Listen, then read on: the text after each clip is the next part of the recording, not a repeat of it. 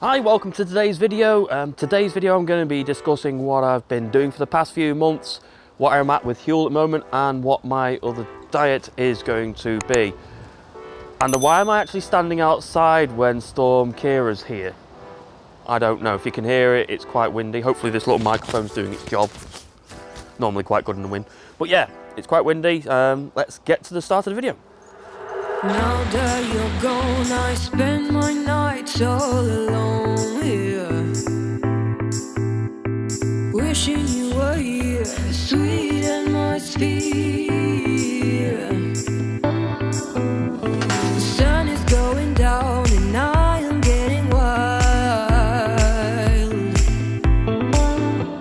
It's sun going down, my intentions are mild.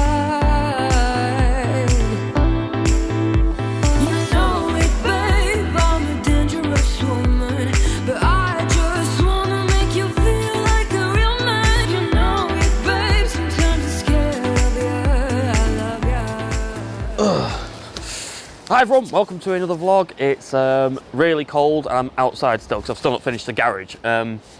So I'm doing this video today because I've not put a video up for a while, so I thought I'd just say a quick hi and what I've been up to. So in a nutshell, the reason why I've not been doing a video is because I've been still building the garage. Have a look at that now. So as you can see, the garage is still not done, but it's getting there. So yeah, as you can see, the garage is getting there and everything is falling into place. But the main reason why I've been falling so far behind with the garage is, one, I'm doing it on my own, and two, I had pneumonia over Christmas, which was excellent.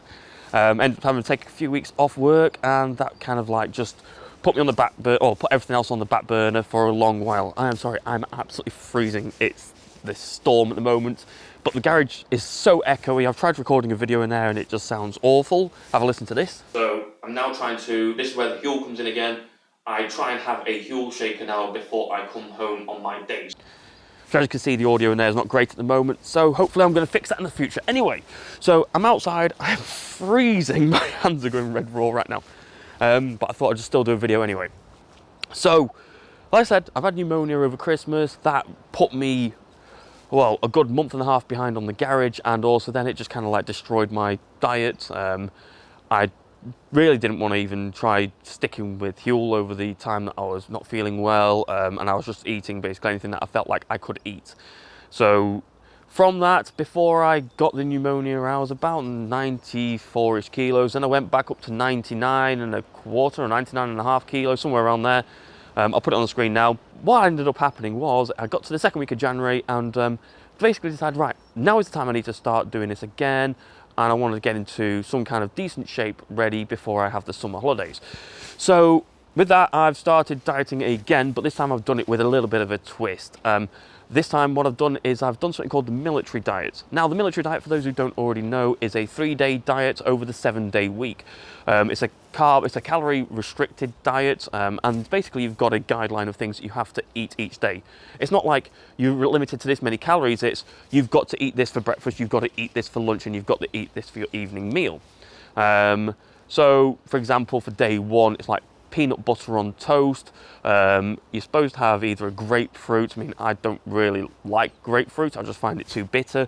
So what you can replace that with is bicarbonate soda in a teaspoon of bicarbonate soda in a glass of water. You drink that in the morning. It settles your stomach acid, so then your body has to kickstart it again, ready to digest what you've just eaten, which was the peanut butter on toast. So you have that, you have a cup of coffee or whatever else, and then you're pretty much okay to go from there. And then you pretty much get the idea that then throughout the rest of the few days that you're on it, you're restricted to what they tell you to have. Now the idea behind that is obviously that you have mainly your fats in the morning, and then you have like the lean stuff in the evening. So then you're not going to bed with fat in your stomach, which is great because I like the fatty things first thing in the morning. So yeah, I'll definitely like having the peanut butter on toast. So that's great. I don't mind doing that for the 3 days, but I've mentioned this before in my other videos that I work shifts. Now, where the problem comes with this is I tried doing this military diet on my days off. What that means then is when I'm on my days off, I can stick to it a lot easier than I would be able to if I'm at work. So like the things like cottage cheese or having boiled eggs, things like that, they're not too bad, you can take them to work, but then there's other parts that you have to be cooking and I can't cook at work easily unless I'm cooking in a microwave. So I've decided that the best way of doing this is to do that. I'm sorry, I'm going to take my hat off. So the best way of doing that is to do it on my days off, which is what I'm doing. So what it means now is when I'm on my days at work, on my days in, it allows me to still eat what I want to eat, but I'm being more mindful about what I'm eating. And then on my evening, or my night shift, should I say, so when I'm working from 7 o'clock at night through till 7 o'clock in the morning, that's when I'm on my Huel. Now the Huel is better, I think, better suited for when you've got shifts or if you work funny times when you can't fit a regular meal in it. Now, if you've seen my other videos, you'll undoubtedly know that I've done Huel, you know, for a solid month, and I've done it 2 or 3 times now, and it works. And yes, you can lose weight doing it. However, I would still definitely say that it just is too damn boring. Yes, you can get your flavour little packets. They've actually now done the bulk bag, so you get the bulk bags with the pre-mixed flavours already in it. But ultimately, you're still stuck to the one flavour entering your mouth all the time. And that's why you just can't replace your normal diet with Huel. And I'm sorry, Huel, you can't. I mean, there is lots of little quirks that I've found over the last year and a half, 2 years that I've been doing Huel for, even just down to like you get a little plastic scoop, and into that little plastic scoop, sorry, somebody is reversing. I don't even know where they are, but the little plastic scoop, I've had that break on me now about 3 or 4 times, and that breaking inside little pieces of clear plastic breaking inside a bag of dust isn't the best, because then you have to sift through the bag to try and find the broken scoop. Huel, please make a coloured scoop, red, blue, whatever colour you wanted to pick it, but don't make it clear, because you can't find the plastic if you drop the bag on the floor and you break your scoop. Anyway, yeah, so Huel, great if you're having funny shift patterns, or if you just can't fit meals in at meal times, go with Huel. Yeah. As to replacing it with everything, don't bother. I've done this now 3 times, and I can definitely say there's nothing worse than doing that. And also as well, when you come off the back end of doing it as well, if you do it for 1 month or even 1 week or whatever, you'll find that you're like, as soon as you have real food or real taste entering your mouth again, something that's not artificially sweetened, you'll be like, oh wow, okay, that tastes great. Why did I bother with Huel? And then you'll just eat. But the chances are you'll end up eating more than you ate before. So any benefit that you got from doing that, Huel for a month or Huel for a few weeks or whatever it is, you'll find that as soon as you go back to normal food again, it won't, normal food will suddenly taste great and Huel won't taste great at all. So yeah, take that as you want, but I would still say, yeah, don't do it long term. It doesn't work long term at all. And I only mean long term, I mean don't do it regular every single meal of the day. It just doesn't suit. I mean, for me personally, it didn't suit, and I would say for probably most other people as well, it wouldn't work. But as far as a substitute meal, not a meal replacement, but a substitute meal to fit around your personal life, yes, do it. But don't do it as I'm trying to lose weight and I need to lose 5 kilos within a month or whatever else. Don't do it for that reason, because you will get bored of it and then you'll end up rebounding off the back of it as well. So that's that. But ultimately, the message I was trying to say was I'm still on Huel, and I'm using it mainly to fit around my work/social life, and that's where it fits in for me. Granted, I don't know whether this is a true statement, well, whether it's true from me inside, but I would say that the longer I'm doing Huel, the more I'm getting bored of it, is about the best way I can say it. It's not like the product's changing in taste, really. I mean, from when I started, the scoop sizes have changed, the scoop sizes have increased slightly, so you're supposed to be putting less in now, but yeah, they've changed the mix slightly, but it's not really like that's the problem. For me, it's just very much of the same. Yes, you can get the coffee variants, or the one that works for me is the one that's got the berry flavoured. The berry flavouring, again, it's an artificial sweetener. Why is it so? Hang on, and then another thing. Somebody asked me at work, why is it purple then? It must have berries in it. You're like, no, that's beetroot. If you actually check on the ingredients on the back of it as well, the colouring for it is beetroot. But you'll find that's probably true in most of the food industry, that the colourings that they put into it isn't actually the flavour that you're looking at. I mean, a good case of that was Fanta. Fanta in, I think it was World War II, was actually made by an arm of the Coca-Cola company. And they didn't have the stuff that they wanted to put into it, like, say, loads of fresh oranges. So Fanta originally was made with pumpkins, and if you look on the back of a Fanta packet now, it's still a Fanta bottle, or even a Fanta can, it still says it has carrot and pumpkin inside the can of Fanta. I think it is primarily now orange juice, but back in the war it wasn't. But most of the colouring that you get inside Fanta is actually from carrots, for example. Yeah, so anyway, so the point I was trying to get at was, yeah, use Huel, but use it to suit a pattern that fits your lifestyle, not to try and use it for a diet. Calorie control, yes. Losing weight, no, don't bother.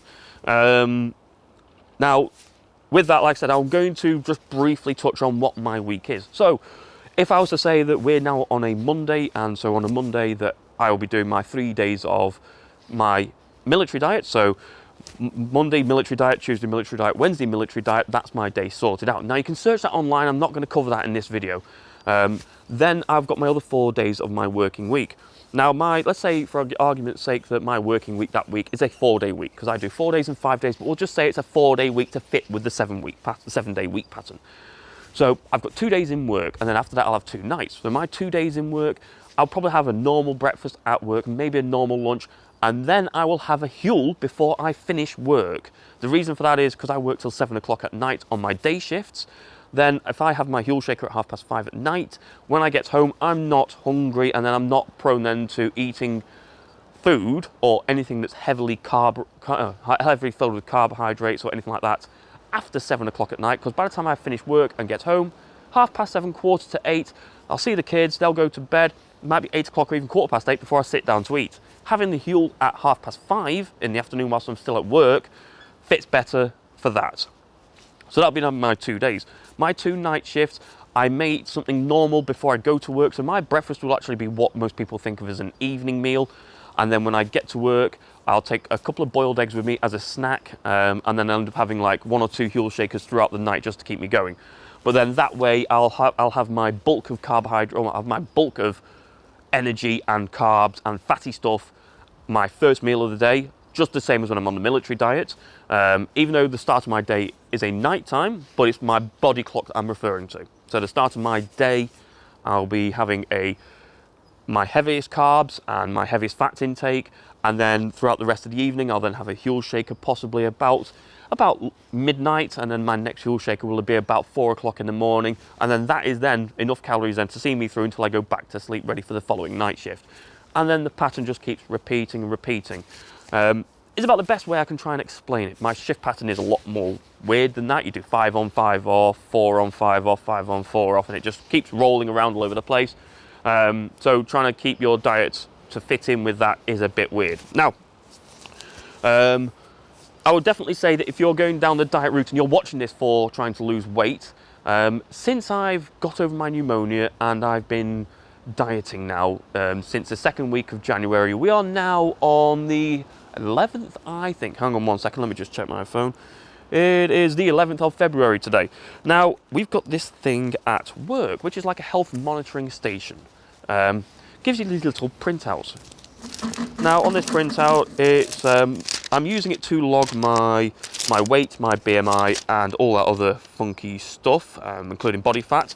So the idea is I'm using 1 set of scales at work. The main reason is I found that my bathroom scales that I have at home that I was using in my other videos, I noticed that if I took 3 readings within half an hour of each other, the scales would give me different readings.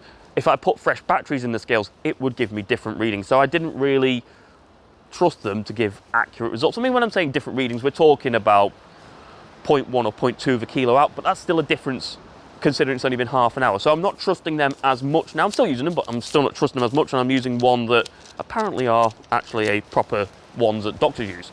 So I'm sorry, I'm gonna put my hat back on. It's freezing. So yeah, so I'm using them at work, and I'm now using them for my data. So for all my videos going forward from now, I'll be using that data and I'll put that onto the screen. So as I was about to touch on before, I mentioned about having a snack or a treat or something that you like that you can go back to regularly. When I mean regularly, I mean you reward yourself maybe once a week with this treat and you're like, yay, I've done well this week, let me have a treat. Now, there's something that's I've got delivered today, actually. I ended up getting them delivered because I don't live anywhere near where these are made. Now, it's a regional food. It's called this Staffordshire oatcake. It's like a savoury... That's the best way I can try and describe it to people who don't know. I've always said it's like a savoury pancake that you put savoury things in, like bacon or sausages and cheese or whatever else, and you throw it in the microwave, melt the cheese, warm the meat, roll it up, eat it like yeah, eat it like a wrap. It's like a savoury, yeah, it's a savoury wrap. A lot of people say, oh, it doesn't look great. It doesn't look great, but the taste is phenomenal, I would say. So that's my weekly treat. I mean, my little lad Isaac, he loves them. Oatcakes. You like oatcakes, don't you? Yeah. What do you want to put on them? Cheese. You put some cheese on them for tea. Yeah. You've seen these as well. No. They're called pikelets.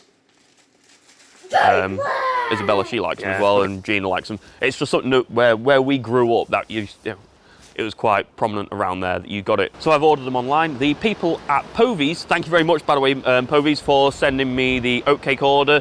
We've got Andrew, Pro Marty.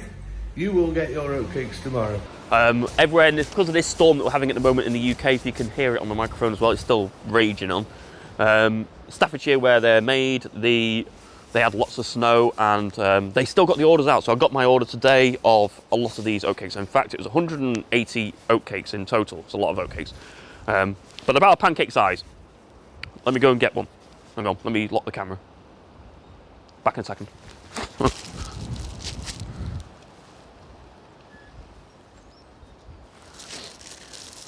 So anyway, this is a oatcake. Like I said, it's a little bag with, they look like the pancakes in there, but they're called oatcakes. The idea is you put cheese and bacon inside them and you roll them up. That's my guilty treat. I like having them. But yeah, like I said, we don't live anywhere near, so we get them delivered. So thank you very much, Povey's, for sending them over. Really appreciate getting them, especially at the moment. It's could do with having something warm to eat. So anyway, that's it. So thanks very much for checking out my video today. If you've not seen my other videos relating to Huel or even my garage progress, I mean, my garage video, there's a bit of it going on right now down here somewhere maybe, or even down here. No, I'll put it down here. Yeah, as you can see, I did a garage video a long time ago, and the end of that video, the old garage was still standing, and I just poured the new concrete base. But as you can see, the roof's on it now, and it's all ready to be virtually moved in. I just need to render the outside and plaster the inside. So yeah, that's good. That's ready to go.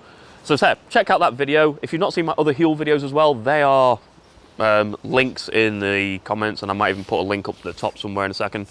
It's been a while since I've done a YouTube video, so I can't remember where the links appear anymore. Like somewhere here, around here. Anyway, right. So thanks very much for checking out another video. I'm sorry, my hands are freezing. I'm gonna have to go inside. So thanks very much for checking out another video, and I shall speak to you all soon. Take care. Bye bye.